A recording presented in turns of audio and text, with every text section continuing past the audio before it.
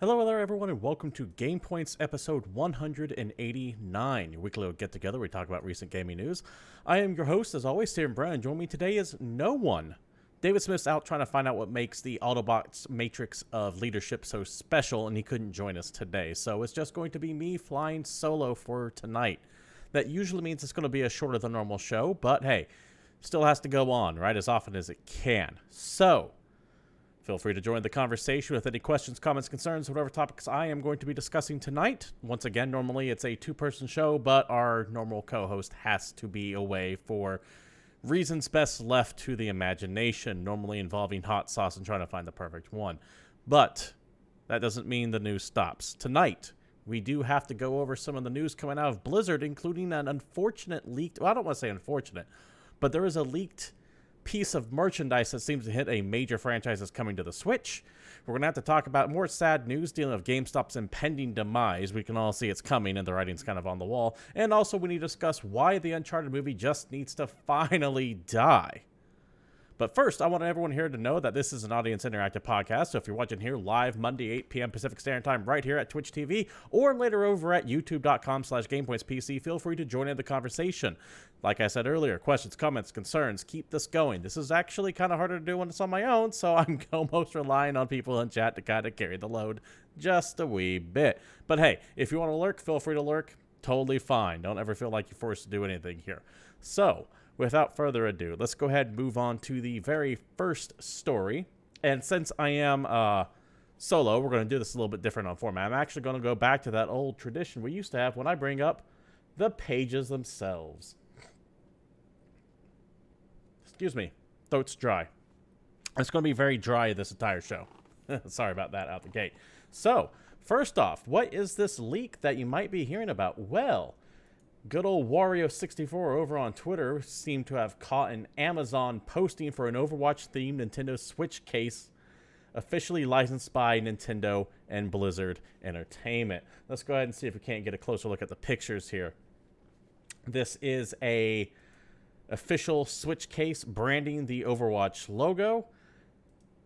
You really wouldn't be selling that if Overwatch wasn't coming to the Switch, right? We all know that this is coming. We all know that it's happening at this point. There's a bunch of rumors about a Nintendo Switch happening in September anyways, so this is just all leading up to eventually that being the case. Also, keep in mind, they did pull it very, very quickly. It's now delisted, according to good old Wario64 there. So I'm willing to bet that we're going to have Overwatch on the Switch. My gut also tells me it's going to be one of those things that when the Direct happens, they're going to go, hey, it's available today, starting now. So, yeah. How do you feel about Overwatch on the Switch? I'm personally done with Overwatch. I have been for a while. I think the last time I played was before Doomfist was even announced. Not that I was ever really good at hero-based shooters. I don't do multiplayer games all that well. I honestly suck at them. And I just don't have the skills to compete, even with your standard group of people on those. So they're never really fun for me. But I don't know how Overwatch is really doing in the grand scheme of things right now. Is it on the decline? Is it on the rise? I do know it's kind of responsible for a bit of the loot box hell that we're currently in. Now, to be fair, if it wasn't for Overwatch, it would have been another game, but they really made those loot boxes sing with how they were done up, and everything kind of shifted to that real quick. So let me know what you guys think about down there below, and kind of fill me in on what the state of Overwatch is right now. Is it on the rise? Is it on the decline? How do you guys feel about it? We are going to go through these pretty quick, by the way. This is, like I said, going to be an abbreviated show. So let's go ahead and stick on the topic of Blizzard and talk about a new game that seems to be on the way from them. Going back to the old web page here, Blizzard, at Blizzard's jobs postings there, has a posting for an executive producer on a mobile game with an unannounced project. So that means this is not Diablo Immortal. The posting goes on to read the following. Blizzard is looking for an exceptional executive producer to help us in development of Blizzard's mobile gaming efforts. Are you the type to ignite? It goes on and on about, like, essentially corpo bullshit. You guys know how that deals with. But long story short, they're making a separate mobile game. This is not the same game that they have done up for Diablo Immortal. And at the end of the day, I'm not too upset about that. Hey, Introspect, how you doing? Flying solo tonight. So if you're wondering why it's no David, that's why. So, is this good or is it bad? Honestly, I don't care. I've never had a problem with Blizzard making mobile games. It wasn't... I have an issue. My issue with Diablo Immortal was always the timing of the announcement. It felt like they were jerking the people who went to BlizzCon around on that, and they dropped this mobile game out there knowing full well that's not what people at BlizzCon are looking for. But is Blizzard allowed to make mobile games? I don't even want to say allowed. Should they make mobile games? Sure. Knock yourself out. Mobile games make a lot of money. I get why a company would want to do it. So, it looks like they're really going hard into mobile. They have Diablo Immortal, and remember, that is not what this is. It clearly states an unannounced project. So we'll see how this shakes out. It could be another Hearthstone-like game, something that's designed to go on mobile. It's probably not StarCraft, because there was that recent Blizzard financial report where they essentially said, hey, we have stuff upcoming for all of our franchises except StarCraft. StarCraft was conspicuously left off of that list.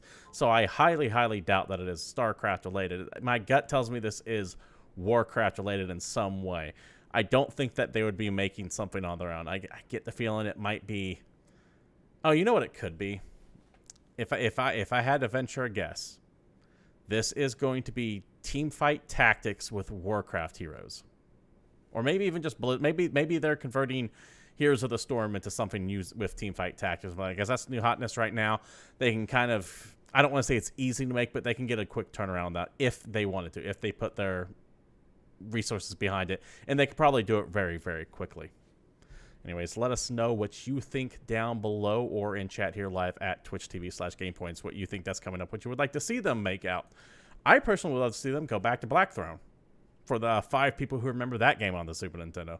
Or hell, maybe even another Lost Vikings.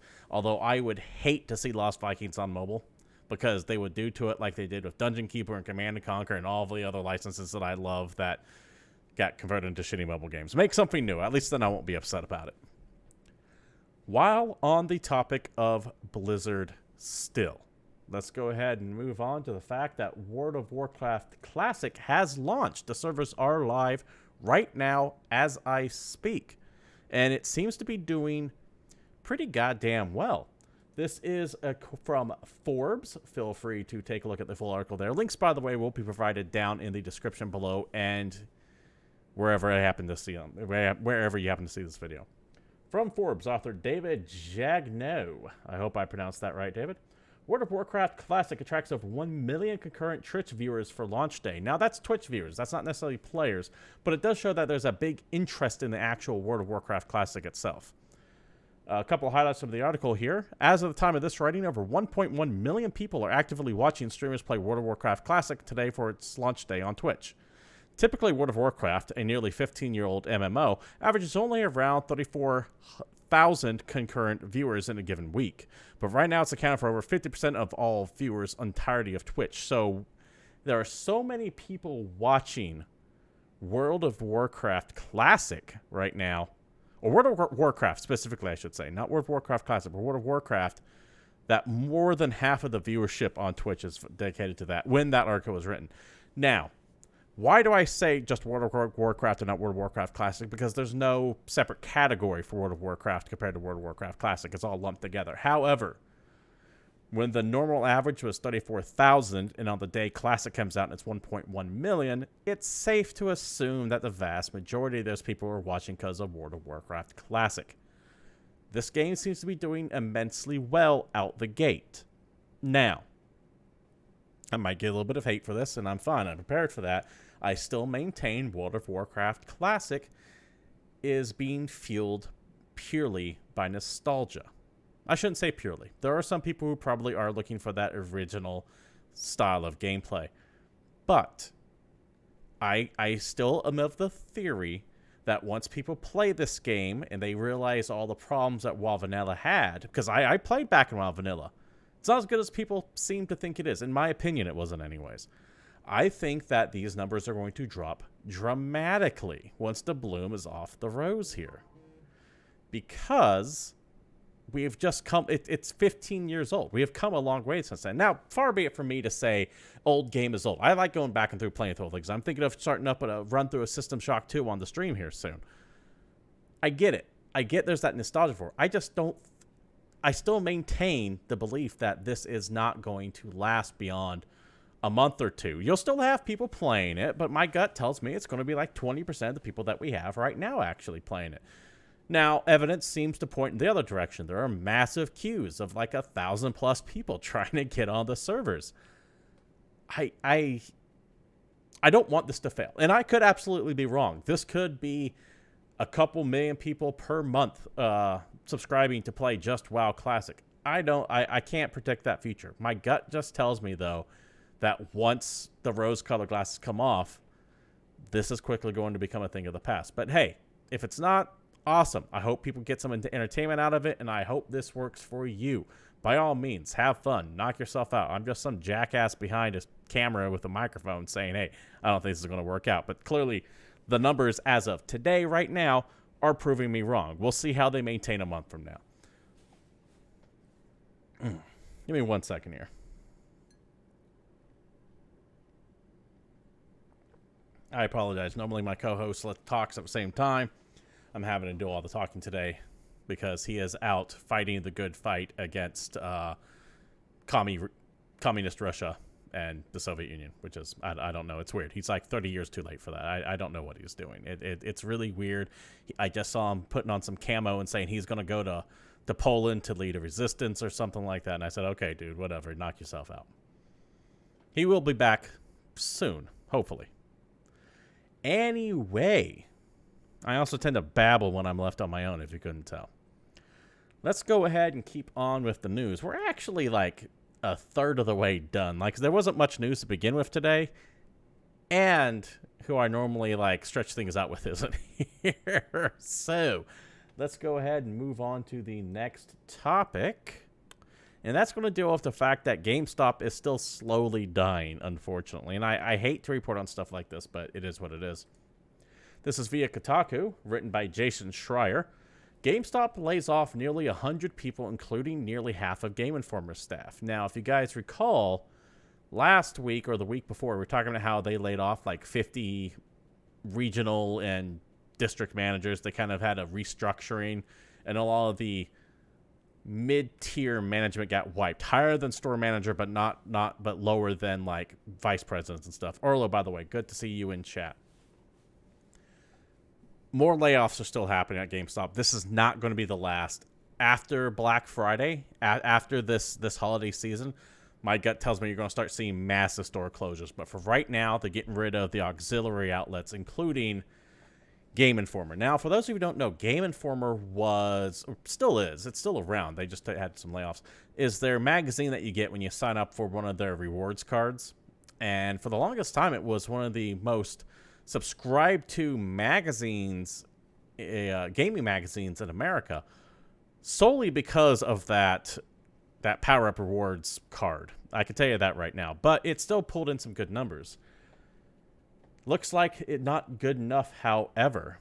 The struggling retail chain GameStop laid off over 100 employees Tuesday at both its corporate headquarters in Grapevine, Texas, and at other offices, including a subsidiary Game Informer magazine in Minnesota, where nearly half of the editorial staff lost their jobs in a surprise cut. And they do mean surprise, by the way. When I was watching this unfold on Twitter, there was one poor son of a bitch who was on vacation and got the notice that, hey, you're fired. Don't bother coming back. Which, I mean, that sucks, because he could have taken that vacation money and put it into like his nest egg and saved up for a little bit. I'm sure that man regrets going on vacation now, not spending that money. At least I would. It's a fucked up move to do. GameStop, in a press release to Kotaku, said the following. As part of the previously announced GameStop reboot initiative to transform our businesses for the future and improve our financial performance, we can confirm a workforce reduction was implemented, impacting more than 120 corporate staff positions, representing approximately 14% of our total associate base at our company headquarters, as well as at some other offices. While these changes are difficult, they were necessary to reduce costs and better align the organization with our efforts to optimize the business to meet future objectives and success factors. We recognize that this is a difficult day for our company, particularly those associates impacted. We appreciate their dedication and service to GameStop and are committed to supporting them during this time of transition. I know they say that, but correct me if I'm wrong, but I also believe I saw someone who was recently part of these layoffs, I think it was Imran Khan, said, yeah, they terminated my health insurance before the end of the month. So when they say committed to supporting them during this time of transition, that rings really fucking hollow. I don't think any of these people got like any severance. They were just said, you're gone. You're done. So, fuck. That sucks. And this seems to be a topic that we have been... I mean, to be fair, I've been saying GameStop's dying for years now, but now it seems like every week there is something new on the horizon when it comes to GameStop, and it's just financial troubles. From when they couldn't find a buyer to when they were getting rid of that Power-Ups Record Card discount. Remember that card that I was talking about that was giving you access to Game Informer? It used to give you like 10% off used games and accessories and a 10% trading credit. It doesn't do that anymore. Now you get like I believe it is a $5 coupon that you can spend on something a month. Not like the card was anything big to begin with, but what the fuck, GameStop? Come on. And I at the very least, it's still the same cost, if not higher. I think they jacked it up from $15 to $20 or something stupid like that. I have no idea why you would go for it. I could be wrong on that part. I need to look at... I haven't been in a GameStop in... I haven't bought anything at GameStop in years. I've been in the GameStop recently, and it looks more like a hot topic than an actual GameStop does these days. You could tell they're frantically trying to pivot their business away from video games, like selling actual physical video games, new releases, to merchandise and gaming adjacent accessories. Because... it's not working for them. The basic model of come in, buy Call of Duty, leave, and maybe trade in Madden later ain't working for them. They're falling apart quickly. And I think the company since blood in the water for a long time. Sony and Microsoft and Nintendo have not been wanting to deal with GameStop because if they would rather, they'd just rather go full digital. GameStop's been kind of the barrier to that happening as one of the biggest retailers because they'll go, then we don't sell your consoles, which means then that Sony, Microsoft, the big three can't get the consoles in the home to sell you for digital to begin with. But now that the death spiral has begun, there's no stopping it. This company is not long for this world. And as I pontificated on before, that's sad. Now, I know, we all have horror stories about GameStop. The joke of here is 50 games that were released in 2 years and I get $1 for it it exists for a reason. We all know that one GameStop employee who's like a comic book guy from The Simpsons. Fuck, I was that guy. I worked at a GameStop for a while. That was me, and I admit it. The super high elitist attitude guy, he just does. You don't want to be there because of him. But there was a lot of good memories at game stores like Game Crazy, GameStop, Babbage's, EB, Funko Land, all that stuff. Midnight releases were awesome. It was a party to celebrate something that you were into, man. You would show up with you and like 5 friends. You would wait in line 3 or 4 hours, but if it was a good store, they would have like music and events going on, sometimes some free food. There'd always be something cool going on. It was something to celebrate. It was a party as much as a corporation is going to let you throw a party, right? And much like when Blockbuster and Hollywood Video and the video store just kind of died, there's something sad about seeing GameStop go away too. And you know you can't stop it. Like when the Blockbusters and the Hollywood Video started closing around in America specifically, and possibly, I can't speak for global, but I know in America specifically, everyone kind of looked at that and went, this needs to happen. I get why this is happening. I understand it. But there's something nostalgic about it that's going away. And that's how I feel about GameStop closing down. We're going to end up missing something. It clearly wasn't anything super important, because if it was, we would be fighting harder to hold on to GameStop. But it's still I don't want to say it's like a loss of innocence, but it's a little bit of your childhood getting left behind. Anyways, what do I know? Orlo says there don't think there are GameStops in France. I could be wrong, though I'm not sure. I don't know what the French equivalent of GameStop is. I know in the UK, I think it's called Game, and I think they themselves have also had a bunch of reductions in stores. I don't even know if Game exists still anymore. I think it was called Game. Like, just straight up Game, all in capital letters. I believe that's what it was. But every country has to have, like, an equivalent of GameStop, right? I don't know what... I know it's GameStop here. I know EB still exists in Canada. At least they used to. I don't know if they still do. In America, they switched them all over to one name. It's Micromania in France. See, that's cool to know. That's why I like the fact that GamePoints here gets a bunch of people from different countries in here. We got people from Brazil. We got people from Portugal. We got people from France. A couple people from England. I know that there was someone from Germany who was hanging around here for a long time. And if you're watching this on YouTube later, let me know what your local game stores are called. Be it the mom and pop store with a small staff or your massive corporation. I'm kind of curious to see if they're going through the same problems as well. Orlo, do you happen to know if Micromania in France is suffering some financial issues? Are they closing down, or are they still doing pretty good? As I wait not for a reply to that, we're going to go ahead and move on to the next story. Best of luck, by the way, to the people who were laid off. That surprise shit sucks. No warning. No idea when it was coming. It just happened. And like I said, in one case of one guy, he was on vacation when he was told, don't bother showing up to work anymore. Let's see. They used to have Game in France, but it closed. Okay, I thought Game closed. I thought it did. Micromania is doing pretty good, though. Okay, good to know. Good to know. So, let's move on to the next topic tonight. And that is dealing with something that's game adjacent.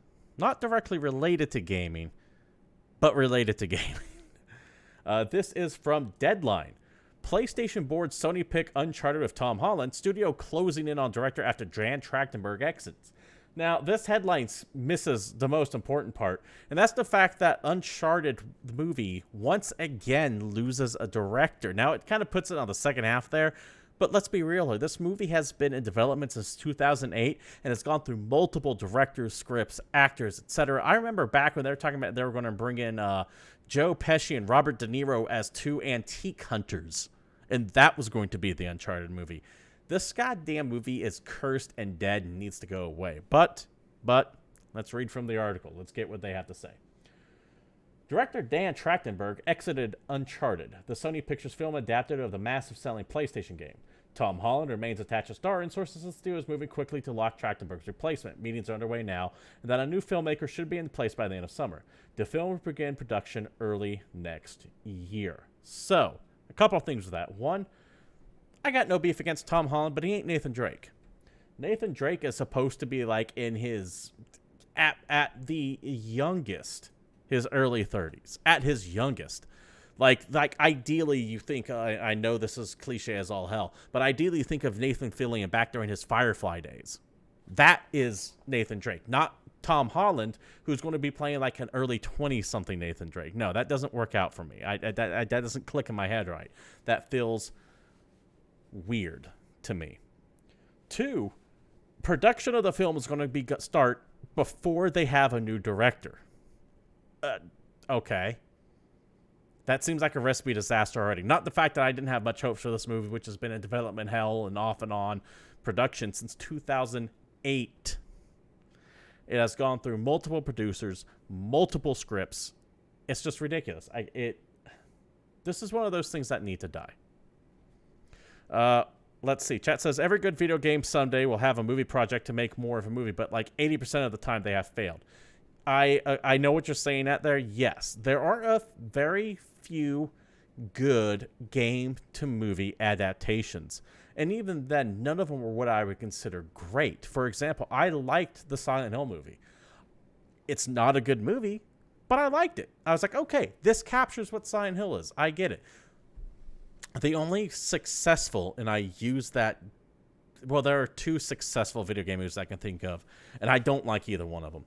One is the Resident Evil series. Now, bitch all you want to about Resident Evil movies.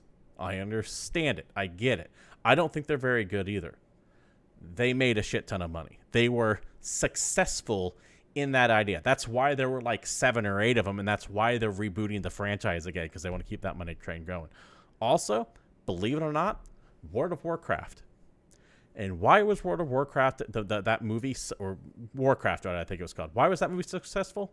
Because of the Chinese market. They loved it in that country. I don't even know if they loved it when it comes to critics, but it made a lot of money over there. So much so that the idea that we might see a second Warcraft movie isn't necessarily off the books, in my opinion. But once again, what the hell do I know? As for this Uncharted movie, though, I'm not saying that Tom Holland would make a bad Nathan Drake. I like Tom Holland. He seems like a good guy. I like him. I love him as Spider-Man, despite that weird Sony Disney shit that's going on with that. But is he Nathan Drake? No, I don't see. I do not see it. I don't see it at all. Jake Busey would make a more convincing Nathan Drake than Tom Holland. But hey, I know why they're doing it. A couple of things. One, he's Spider-Man, so he's a hot property right now. 2, Spider-Man is a Sony property, kind of, with the whole Disney Sony. Is he in the MCU? Is he not thing going on? But since he's kind of like the Sony's golden boy right now, Spider-Man Far From Home made a shit ton of money for Sony. I believe it was the highest grossing Sony film ever. I'm not. I have to check the math on that. But that's why they would want Tom Holland in there, because he's a bankable star for Sony. And they already know him. They already can work with him. They already have that established on there. Plus, he's young enough to where they can kind of take this. If Uncharted kicks off, he's young as a movie series. He's young enough where he can be in the role for 20 years. However, for me, the Uncharted movie has already been released, and that was the amazing fan film with the aforementioned Nathan Fillion as Nathan Drake, Stephen Lang as Sully, an amazing Sully, I might add. And if you haven't seen it, just look that fan film up. It's like 12, 15 minutes long, and that kind of really captured the idea of what the Uncharted movie should be for me. Either way, I feel like this should die. This franchise needs to go away. Not the franchise, I take that back. But this movie idea just needs to go away. It's bad. It's cursed. Nothing good's going to come from it. And keep in mind, too, I believe they're still trying to make a Last of Us movie as well. Guys, stop. Please stop. All right. Last bit of news for the day. This is a quick one, so just keep that in mind. But it deals with one of my favorite franchises of all time, so I'd be remiss not to bring it up. And that is Gearbox is teasing Homeworld. Something Homeworld related over at PAX. Gearbox has a panel set up at PAX West later this week, and they put this cryptic little trailer up there. I wouldn't even say it's cryptic. It's obvious that it's Homeworld related, but we don't know what it is. It's just a teaser, and they say, hey, more information coming. That's it. You've seen the entirety of this trailer right there, and that is it. So, what does this mean? Well, if you were to ask me, it means Homeworld is coming to the Switch. Homeworld Remastered, or Homeworld Deserts of Karak, or whatever it is, it's coming to the Switch. Plus, Dark Horse bet they found a way to actually bring back Cataclysm. Now, Cataclysm source code is long gone. They would have to create it from the beginning again, but it could be Homeworld Cataclysm related. I doubt it, though. My gut tells me that this is a Switch port that's coming, because if it can get ported to the Switch, everyone is doing it, because it turns out the Switch makes a lot of money. PAX West feels like a good announcement for that, by the way, too. It's a smaller, in quotes, convention, and you would do your big guns for something like Gamescom or Tokyo Game Show or E3, but PAX West is good for a Switch port. I don't need it on the Switch. I can see how they can do it, but it's not for me. But more Homeworld is better. Now, for those who don't know what Homeworld is, Homeworld was a real-time strategy game that was set in space, so you had to think in like 3 dimensions. So rather than taking up your ships and then throw them at each other, you had to worry about ships coming down on you like this or up like this. The atmosphere was really cool. The plot was pretty spot on as far as like ideas go. I really liked Homeworld. It's old. It is an older game. They released a new one recently, which was it called Desert's Crack, but it didn't quite feel like Homeworld to me, mainly because it was on land. But I want to see more of this franchise, and I hope that this is more than just a Switch port. But hey, if it is a Switch port, I'm still jazzed for it, because the more people who play this game, the better chances of it actually having a proper sequel come out. So, while I have a topic of PAX West, I think it's important to mention real quick that both David and I will be there. Both of us are going to PAX West, I on a media pass, so you'll expect a bunch of small little previews to come out from me over from GameCritics.com, which is I freelance for. David's going as a civilian, as it were, to use a very pretentious nomenclature for that. But we are going to be taking a look at what's there. We'll be coming back sometime next week to talk about all the cool stuff that we have seen. As such, however, I will not be streaming Thursday, Friday, Saturday, Sunday, or Monday, which means the next episode of GamePoints will be on a Tuesday or even a Wednesday. So be sure to follow if you want to know when we go live, or join the Discord. Details provided down below so you can have a more accurate idea of when we are coming back. I will still be streaming Tuesday and Wednesday. This Tuesday is going to be Children of Morta. We're going to be playing that a little bit early. Really look forward to getting that. And then Wednesday, I have the full version of Man of Medan that we're going to be playing through. That is Supermassive's upcoming horror game. These are the guys that did Until Dawn, and I'm looking forward to playing that on stream as well. So, hope to see all of you there when that happens. And, of course, next week as well, when we're back from PAX, with all the cool things that we have seen and tried out, and hopefully separate the wheat from the chaff, so you can kind of say, hey, let's keep an eye on this. Don't bother with that.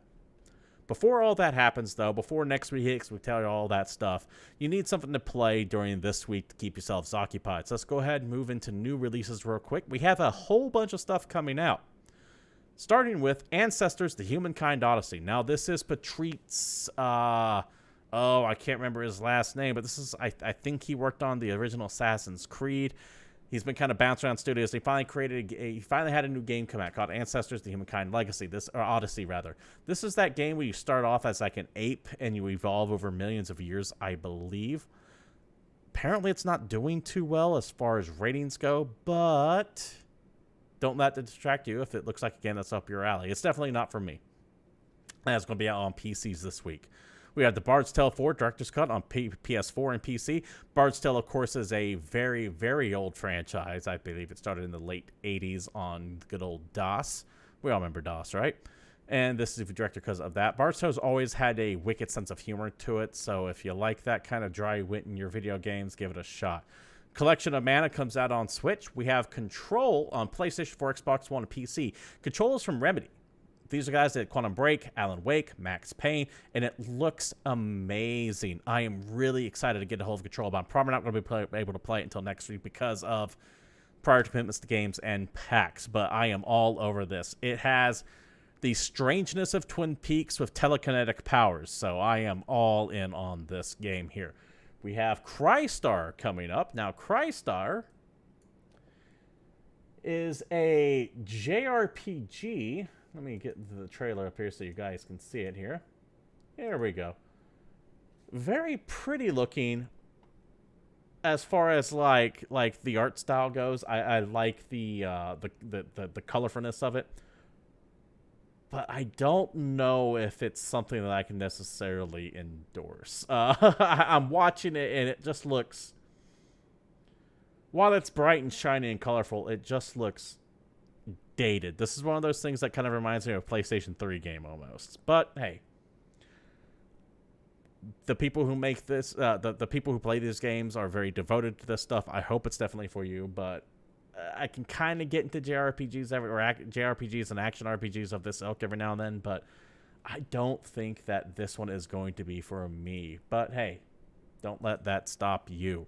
We also have Decay of Logos on PlayStation 4, Switch, Xbox One, and PC coming out later this week. Now, this game had some buzz, not really for a good reason. Apparently, IGN savaged this game on its reviews because they were sent a code, a review code that was 2 months earlier than it should have been, so it was full of bugs and glitches, and they reviewed it based on that, as they should have. You have to review the game that you're given. Apparently, they're redoing that review with the proper code now, with the proper build release on it, and we'll see how that shakes out. But between you and me, and not to necessarily dig on the developer too hard, but if you make a mistake like sending the biggest review outlet the wrong build of your code, it does not speak well, does it? It's one of those mistakes that probably shouldn't happen. But hey, mistakes do happen. You have Hunt the Showdown, I believe, either leaving early access or first coming on consoles right now, Xbox One and PC. I'm going to be honest with you. Never been too big into the Hunt the Showdown, so I didn't do any research on this. You also have Knights and Bikes. Now, the reason why I'm singling this game out specifically is when I heard that name, Knights and Bikes, I was thinking it was going to be like a bunch of medieval knights on motorcycles. As you can see from the little trailer here, I could not have been farther from the reality. It is a hand-painted action-adventure set on a British island in the 1980s as you play Nisa and Demeliza, tough, imaginative girls exploring the island in a Goonies-inspired tale. So not what I thought it was going to be. It actually looks kind of adorable. Part of me really wants to play this. It is published by Double Fine, developed by Foam Sword. I want to get deeper into this. I don't know if I'm necessarily going to buy it or play it, but I want to know more. And it's definitely not what I thought it was. Like I said, now I want a game where we have actual medieval knights jousting on like Harley Davidsons. That's what I want Knights and Bikes to actually be. But this looks cute. This looks adorable. That is going to be on PlayStation 4 and PC. We have MXGP 2019 on PlayStation 4 and Xbox One. And we also have Wispy and the Lost Atlas. That is a name. And that is coming out on PlayStation 4, Switch, Xbox One, and PC. I got the trailer for it running right here. Now you guys might be wondering, why am I highlighting all these smaller games that no one's probably necessarily heard of? Well, because if I were to tell you about Control, you guys know what Control is, or at least a lot of you probably know what Control is. You guys know what Collection of Mana is. Hell, you might even know what Hunt Showdown is. I doubt people know what Crystar is, or Knights and Bikes, or Wispy and the Lost Atlas I usually hear, which is why I want to kind of give a little bit of a video. Let the trailer play for it so you guys can also have an idea if it comes in here. And hey, maybe you'll find something you'll like. This really, really looks like an old Nintendo game to me. And I'm kind of into it. This falls in that category of if I have absolutely nothing else to do, I would give this a shot. And I know that doesn't sound like a ringing endorsement, but it's what happens when we live in a world where we have so many fucking choices for video games to play, right? It's just, things got to get cut. Also out this week, actually today, is that aforementioned World of Warcraft Classic on PC. We'll see how that does. I've already given my 2 cents on that early in the show. No need to rehash that again. We got Wreckfest on PS4 and Xbox One. Bubsy, Paws of Fire on the Switch. That's right, Bubsy is back. Why? I don't know. But at least the marketing for Bubsy also recognizes that, and they kind of do a little self-mocking there. So, go their PR team. I just don't see a point to him being back other than a cash grab. Lord of the Rings, the adventure card game on PS4, Switch, Xbox One, and PC. Astral Chain on Switch. Apparently, this has been really, really doing well. I have no interest in it, but the Switch has been knocking the exclusives out of the park. Blair Witch on the Xbox One and PC. This is from Bloober Team. These are the guys that did Layers of Fear, Observer. They know horror to a degree. I think Layers of Fear 2 relied a little bit more on the jump scares and wasn't nearly as creepy as the first one was. But I am looking forward to playing Blair Witch and will very likely play this on stream. I might save this for Halloween. When October hits, I'm going to do some horror games. I plan on playing through the Blair Witch. Maybe I'll probably go through Doom. I know Doom's not a horror game, but it fits the theme. And I'm thinking of a bunch of Halloween-ish adjacent games during October. But we'll see. That actually might get saved until then. And then, of course, as I mentioned earlier, the Dark Pictures Man of Medan comes out on PlayStation 4, Xbox One, and PC, and I will be playing that this Wednesday. This is it's from the guys who did Until Dawn. It is the first of a series of a horror anthology. I'm really excited to know that they're going to be making more of these smaller contained horror games.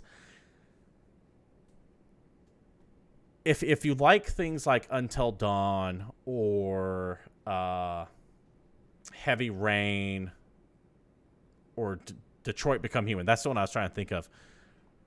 Supermassive is a better studio at Quantic Dream at this stuff, in my opinion. They out Quantic Dream, as I've said multiple times, and I think that if you like that game, that style of game, you should take a look at this one. Looking forward to playing that Wednesday. And with that, brings us to the end of new releases, which means we're at the end of the show. Thank you all for showing up for GamePoints 189. Once again, I'm your host, Stephen Brown. David Smith is not here today, which is why I'm flying solo, which is why you had to listen to some guy behind a microphone babble for 40-on minutes straight. A little bit of a shorter show, but hey, I can only do so much on my own. I'm kind of surprised I got it out 40 minutes instead of 20. Thank you all for showing up. I do appreciate it. If you can and you want to join the show, feel free to join us live every 8 p.m. Pacific Standard Time here at twitch.tv/GamePoints, except this Monday, because we will be at PAX. The show will be either Tuesday or Wednesday of next week. Join the Discord, link down below for an exact date once we figure that out, or be sure to follow and turn on notifications. I will also be streaming later in the week as well. Remember, tomorrow, Children of Morta. Wednesday, Man of Medan. If you want to follow the show on Twitter, you can do so at GamePoints PC. You can follow myself at CapitalistPig21.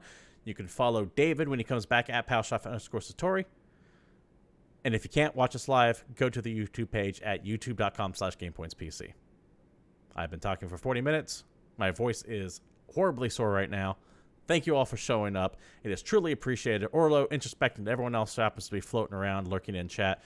Your presence is always appreciated. I will see you all next time, but until then, I'm out of here.